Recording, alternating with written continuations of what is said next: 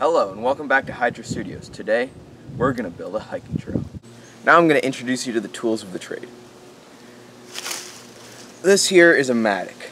It's sort of like a pickaxe, and it can be used to clear away ground and flatten out the hiking trail.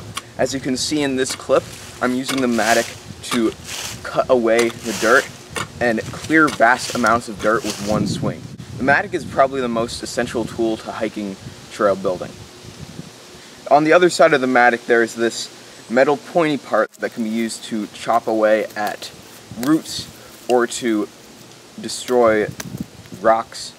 However, this part is the side you'll normally be using. This here is a whacker thingy. It is used to clear away weeds and foliage that is grown on the hiking trail. And although the mattock can be used for larger roots and rocks, this can be used for smaller weeds and is used like this to clear away weeds. Here is a rake used for raking leaves, as you might expect. This is the third of the three main tools that I use for hiking trail building. These are the three essential tools in my opinion. However, I sometimes use a saw or maybe a larger rake or something else in specific circumstances, but these are the three tools that would be most helpful. That doesn't look pleasant, does it?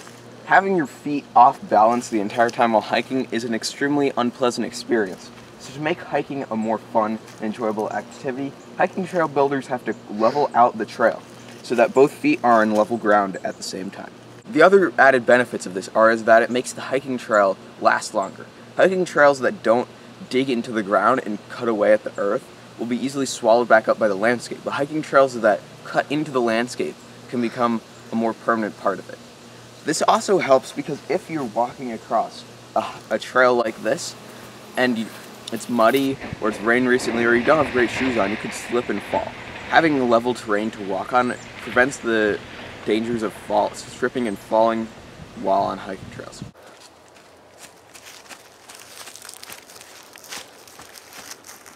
Another thing that trail builders need to keep in mind is that excessively steep slopes, like the one I have here, need to be flattened out in order to ease trail access. The users of the trail may find trouble walking up or down the slopes because when it's dusty or slippery or when it's rained recently, people will probably trip and fall when walking down. This can lead to injury, and may find trouble walking up because their feet will keep slipping out from under them. Therefore, to make the hiking trail less dangerous and easier to use, you need to level out the slope and make the increase less steep and more flat. So what can we do to solve these problems? What you need to do to level out a hiking trail so you can walk on it and your feet are horizontal is you need to carve away at the side of the hill that you are building this trail through. Once you have completed this task, which I've clearly not done this yet, but I'm not going to make you guys sit through and watch do this. Once you have completed this task, you see you now have here these cliffs on either side of the hiking, well, not on either side. You now have these cliffs on this side of the hiking trail. When rain and erosion and wind come down, it's going to force these cliffs down. It's going to collapse onto the hiking trail, making it once again uneven. So what you need to do is you need to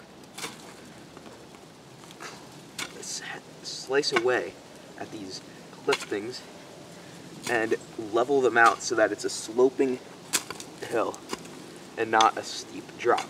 So once you've leveled out this slope right here, as you can see I've leveled this out, and this is our hiking trail going through this, then now you have something that will not only be able to walk on, but it'll also be maintainable because this slope here is now not as steep and it won't collapse onto the hiking trail.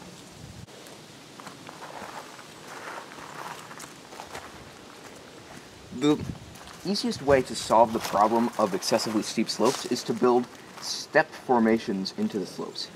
What you need to do is level out a certain area and then have a rock or a wooden plank or something else, and then move on to another level area. Sort of like terraces almost. As you can see here, this land has been cut away in this not quite flat, but gently sloped area, and it abruptly ends with this rock stair, which you step on to reach another gently sloped area. This minimizes the danger of slipping and falling, and also makes it less stressful, less difficult to climb up this, because you feel less exposed and less possible of slipping, because you're on mostly flat ground the whole time.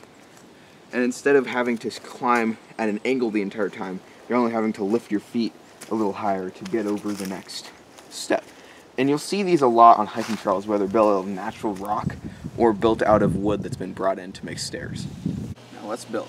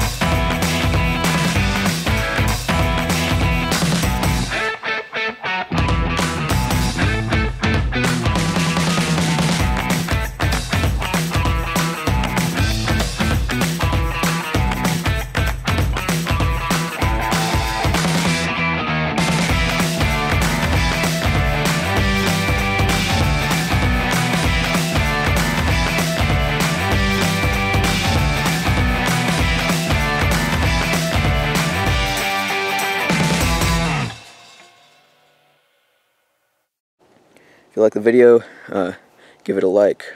Make sure to subscribe if you like the channel. If this video gets a lot of likes or a lot of views, I will definitely make more hiking style videos.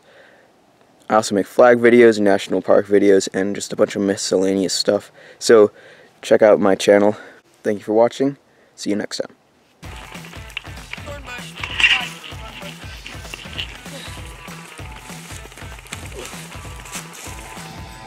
That was terrible.